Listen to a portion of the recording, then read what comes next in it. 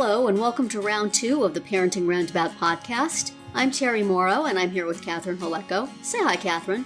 Hi there. Usually on this podcast, we talk about parenting issues, but once a week, Catherine and I like to get together to discuss TV, movies, books, and other entertainment topics because it's nice to talk about something other than parenting for a change. This week, we watched The West Wing Season 7 episode Mr. Frost and felt pretty frosty about it. Mm-hmm. But first, So You Think You Can Dance? So this week, we had the top 10 performing, arranged in pairs for reasons that in many cases are not only to the judges, but in the case of Bailey and Mariah was clearly height-related. Right. Well, it was very helpful that they started the show by putting each person's name in lights. Yes. I liked that opening number, actually. That was nice. Although, yeah. No, I like that opening number very much. I'm not sure it needed all the computer-aided lights, but okay. It was cute. Right. And it was tied into the graphics that have been going around all week. So with the white clothing. The white clothing, and also they had, each one of them had a little thing with their name and the color going around it like they did in that thing. I have followed all 10 of these shiny young people on Instagram, so I have seen these same graphics over and over and over and over again every day in their stories, in their feeds. They're all over the place.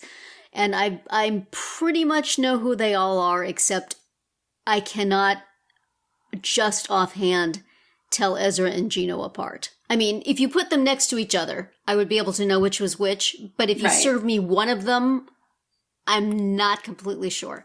So tonight, Gino was rocking the headwear, and I think that's a good idea because now he's going to be the guy with the hat or the scarf or the something on his head. Okay. And that's how I will know. Because they're Gino. Both... No. Assuming he lasts. No, they're not. I was going to say they're both contemporary, but they're not because Ezra is ballroom. That's correct. Yeah. I mean, like I said, I'm sure if you put them side by side, they would look different. They're probably not the same height. They probably have slightly different builds, but just they're the two that if I just see them, I think, oh, that's that guy. Oh, wait, no. It's the other one. everybody else is differentiatable. Right. So. Well, and, next week, one of them might be gone. Well, two of them. Well, one guy and one girl. Yes, one guy and one girl. So I really like the opening number. I liked very much. The two numbers at the end with all the girls and all the guys, not so much. But that's just me. Yeah, it was definitely very much the style of contemporary that Terry does not enjoy for those. Yeah. Well, the girls were contemporary and the guys were just silly looking whatever that was. Actually, silly looking whatever that was is the genre of whatever that was that Eddie and Sophie had to do. Oh, yeah. I really felt bad for Eddie. I did too, because it's obvious. Guys. They picked you. You chose him. Why are you so mean? Yes, that was clearly a dude. We brought you to the top 10, but that's as far as you're gonna don't get too comfy. It was before that. It's like everybody. I think Gino and Stephanie got the most critical comments, but they were sort of two people liked one of them and two people liked the other of them. It was sort of but Eddie, it was just unanimous. Yeah. I wasn't feeling it, Eddie. It was pretty much what all four of them said to him. Last week, Eddie benefited from the gift of a routine tailored directly to him. This week, they went about as far out of his comfort zone, I think, as maybe a writhing on the floor contemporary wouldn't be his jam either, but he was just kind of doomed to look ridiculous in whatever that was. Yeah.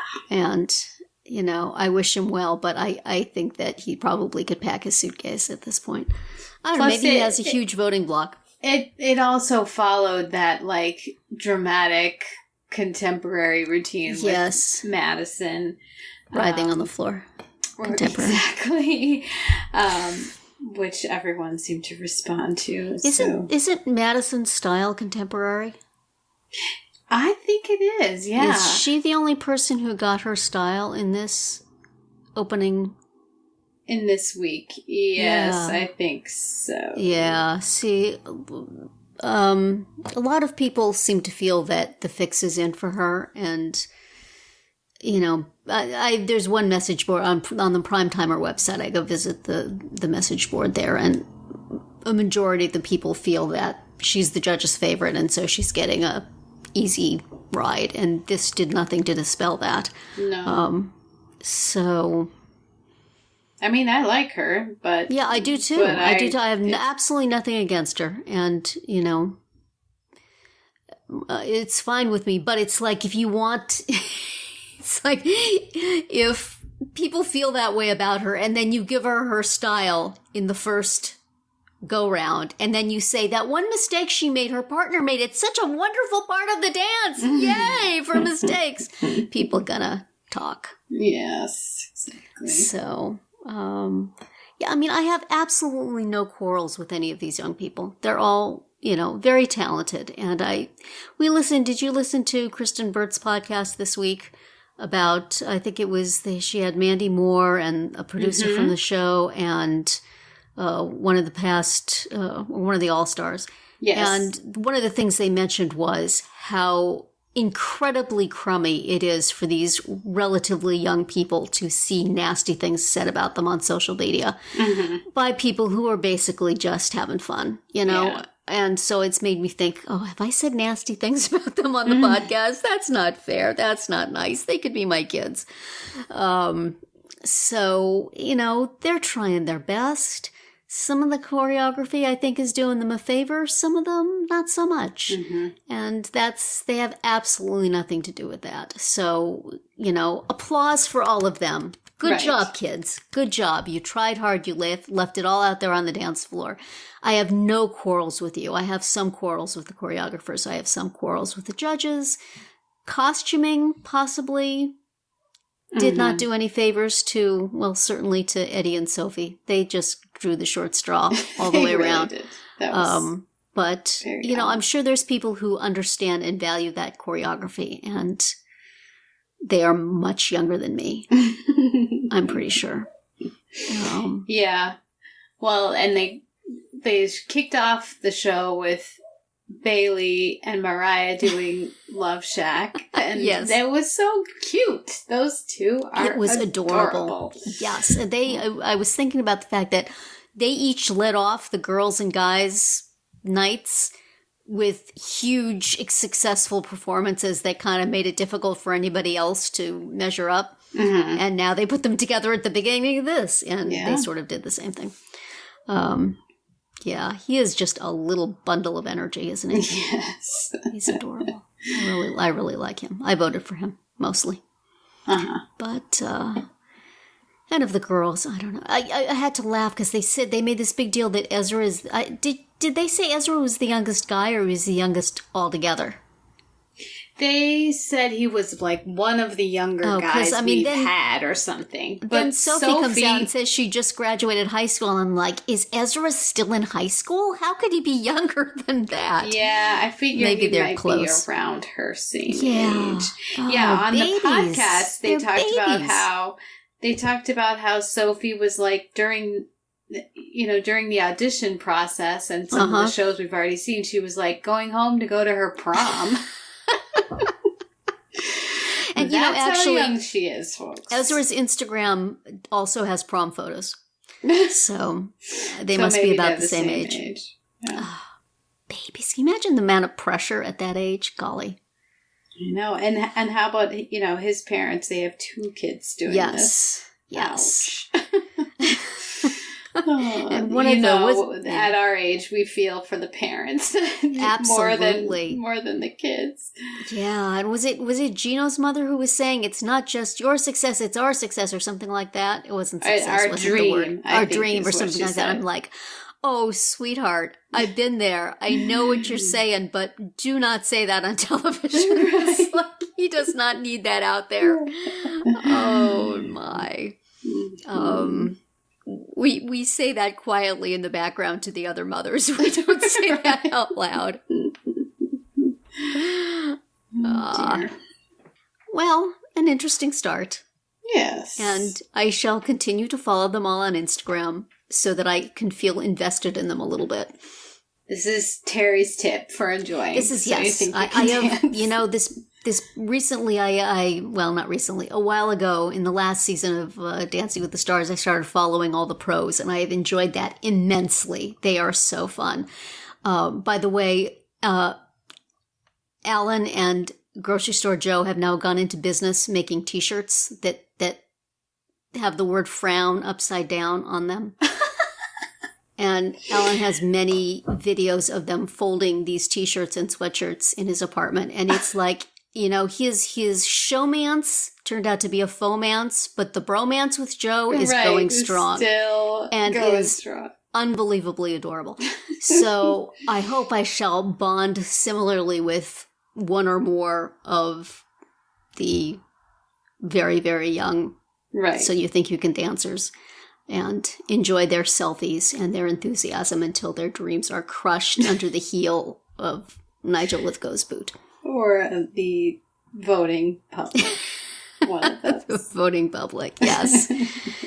Yeah, it's hard to know what exactly one would vote based on other than just, some people, I suppose, know they're dancing. Yeah. And others of us are just going, I like the short kids. Right. Solidarity. Absolutely. Love that. Mariah Bailey, I gotcha. Even though I thought she was about the same height as him, but either she was wearing like high-heeled sneakers or just the top knot on her hair, she looked significantly taller than him. Well, even when they very first met, when they first introduced them as partners, I thought she looked a little bit taller. But she was wearing heels then, I think. Oh, okay. And then they came out for their dance and they were wearing sneakers, and I thought, wasn't that clever? Now she'll be short like him, and she was still taller than him. So she had high hair. Yes. Let's lower down the hair for next week, y'all. Come on. Just for Bailey's sake. Do the boy a favor. Right. Yeah. Cute. So do you have a rooting interest? Are you voting? I will vote. But it's hard. It is. But you get 20 votes. I'll probably scatter them around, which is, I know, is stupid. But, I like Bailey and Madison. I feel like voting for Eddie just because I feel like they were too mean to him. And I just want to vote the boy got some bad sushi. You're feeling bad for him. Yeah. That is perfectly legit. He might get some pity votes from me. Yeah. Well, you can both text, as they said on the TV, and vote on the website. On the website, right. I voted on the website. Gave all my guy votes to Bailey, but I split my girl votes between Mariah and Sophie for somewhat of the same reason, in that if she had to wear that ridiculous neon green, whatever it was. Plastic skirt that looked like the cone of shame that your dog wears. Exactly. Yes. She deserves some votes for that. Yes. But, and if you are listening to this podcast first thing when it drops, you still have time to vote, I believe. Yes. Because it's till 9 a.m. Pacific time. Yes. Yes. Vote and, tell us on Twitter who you're voting for, or on Facebook. Yes. We're curious. But don't say nasty things about children on social media. Which they all are. To us, they all are. They are the age of our children, or younger. Mm-hmm. So, and now we move on to the West Wing. So, for quite some time, I think I've been telling you, Catherine, that there was a plot development in season 7 that I hated terribly. Yes. And I may also have mentioned at some point that there is stuff involving Toby in season 7 that I really hated. And here in this episode, you see that those are both the same complaint. Those are the same thing. And that Richard Schiff hated it as much as you did. Yes. Catherine was able to go back now and listen to the redacted portion of the live West Wing Weekly podcast from a while back that I had spared her from, which was basically Mary McCormick saying, yeah, Richard Schiff was really ticked by this whole plot development, and he made no secret of it, and he was, angry and miserable and not fun to be with while this was all going on. Uh-huh. And I had always wondered that, because I was hugely ticked off by this whole plot development and felt it was an enormous betrayal of the character and of the actor who plays him. And we should mention that that the leak in the White House came from Toby. Yes. So that is what we're talking about here. That is what and we're going to talk about it way, way, way more next week when we watch the episode here today. But I had always kind of wondered how he felt about it, and apparently he felt about it pretty much exactly like everybody who loved the character of Toby felt about it, which is no. So, I'll ask you the question that they sort of asked in the West Wing Weekly podcast, and it turned out to not be a question because Hrishi knew about it going in. Were you surprised that it was Toby, or did all my veiled complaints kind of spoil it for you? Were you able to put together that this is probably what I was mad about? No, actually. Okay. You didn't spoil it. Good. I, sort of like Rishi was saying on the podcast, I was pretty sure it wasn't CJ. Yes. Because they could not have been heavier footed. Yes. In trying to make you think it was. Yeah. But beyond that, I wasn't that sure. I didn't really stop and okay, let's think about it. If it wasn't CJ, then who was it? Because, there's only so many people that it could be. And if I had thought about it, I might have said, well, it probably has to be Toby, only not because I think his character would do that, and not because, you hinted at it, but just that, who else, there's not very many other. Yeah. The law of economy of characters kind of points in his direction. Right. So, but very, very disappointing. So wrong. So wrong. His character. And now that I know how much he hated this, that scene at the end where he's with CJ and he's like, he's got to tell her this thing, but he doesn't want to tell her this thing. And I kind of imagine that Schiff also was going, do I have to say this line? Right. Maybe I just won't say this line. Maybe I'll just throw something and walk out of the building. And he struggled and he did it. But it just infuriates me. Because, I've been reading some online of people trying to say, well, yeah, I could see how he would do it. He was unhappy. He was discontented. He was, his brother just died. He was an astronaut and all that. But it's like, even if I could stretch my brain to say he would do it, which I can't, would he let CJ squirm for as long as she was squirming? Right. Would he let Greg Brock go to jail? If he did it, he would do it, and then he would say, I did it. And I was right, and that's just the way it is. I'll take whatever consequences are coming my way. Right. To just sort of kind of be hoping it blows over for all this time. He shouldn't have to be told it would be bad for Leo. He knows it would be bad for Leo. And even if he doesn't care for the Santos campaign, he doesn't want Leo sitting down in front of Congress. So even though he's mad at Josh, and he has been for weeks and months, he wouldn't purposely do this to them.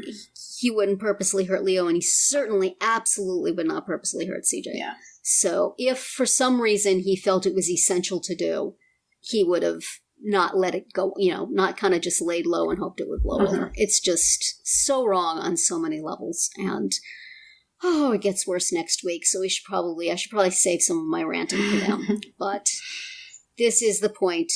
Yes. The White House plot of season 7 completely infuriates me. So, how's the rest of the episode?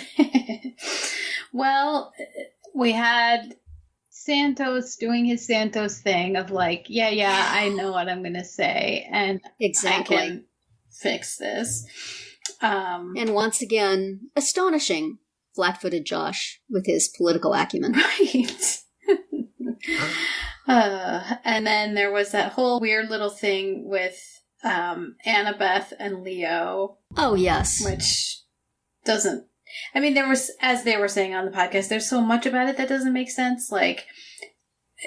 Leaving aside the whole thing of her taking her pills without any water when she was immediately going to follow with a glass of champagne. Why didn't you just... that was distressing. Why didn't you just wait?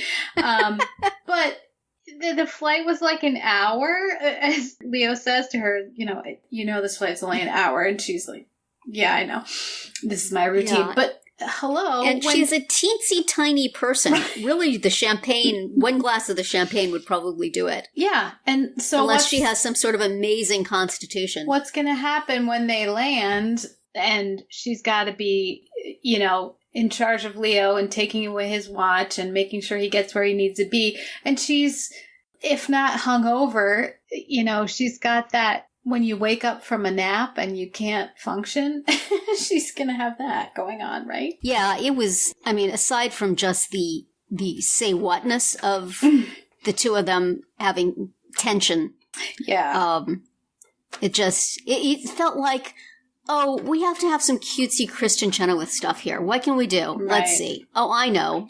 She'll take some pills in front of the recovering drug addict, and then she'll pretend like they have sexual tension. All right, got it. On to betraying a character we've loved forever. I was just as surprised as Leo was when she mentioned this alleged tension. Well, they were holding hands on the plane, so. Yeah, but she was asleep. Like, she didn't even know she was doing it.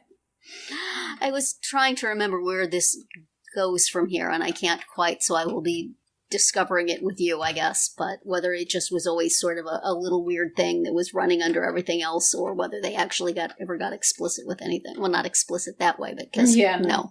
But whether they directly addressed. Feels to me like one of those things that will never come back. But I could be wrong. Which is just fine. Please, let's hope. Nice try, but no.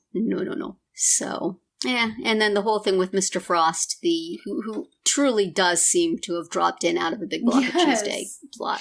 They we're going to do another Big Block of Cheese Day, and they just couldn't come up with 3 different things. So they just said, put this guy in your back pocket. Somewhere along the way, we'll use him. And there he was, talking to Vinnick in the men's room, and then sneaking up on CJ while she's taking a nap. So, but this time apparently he's right. Yeah, that was another whole thing of like, I don't understand, why is... Yes.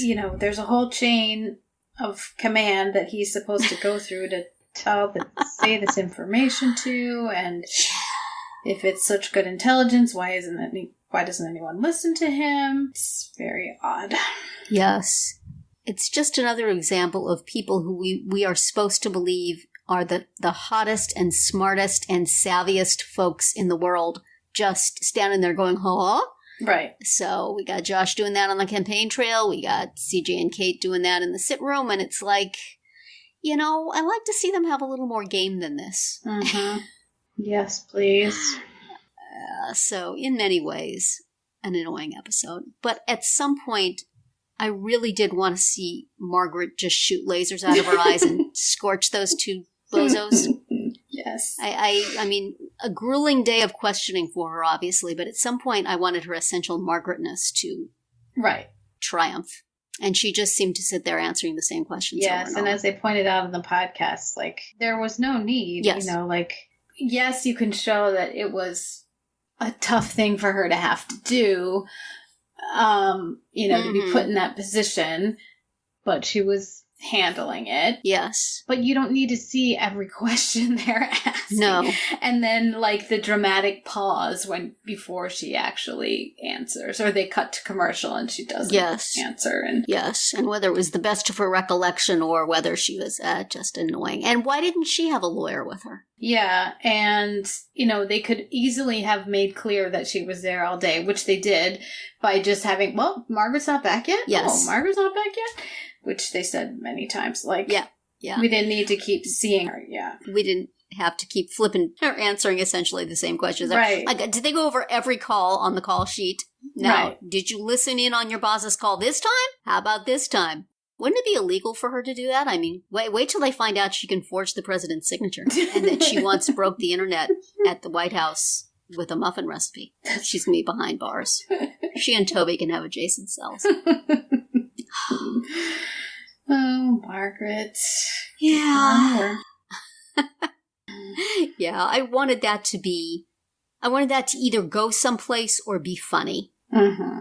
And it did neither. Yeah. Margaret has always been reliable comic relief. Yes. the comic relief of extreme competence in general, but she's kind of been a little dingy from time to time. I wanted her to go off on them saying, well, yes, when I placed that call, I was talking to the other people and we were wondering about the fat content of the muffins in the White House mess. And then you'll go away and you'll come back 3 hours later and she'll be seeing, she'll still be on the same story. Still be talking about the muffin. That's how they needed to do that. Come on, man. Right. Essential lack of knowledge of your standing characters here. Right. Oh, well. The whole way through. We will look back on this as the good old days when we watch next week's episode. I warn you, I'm not looking forward to it.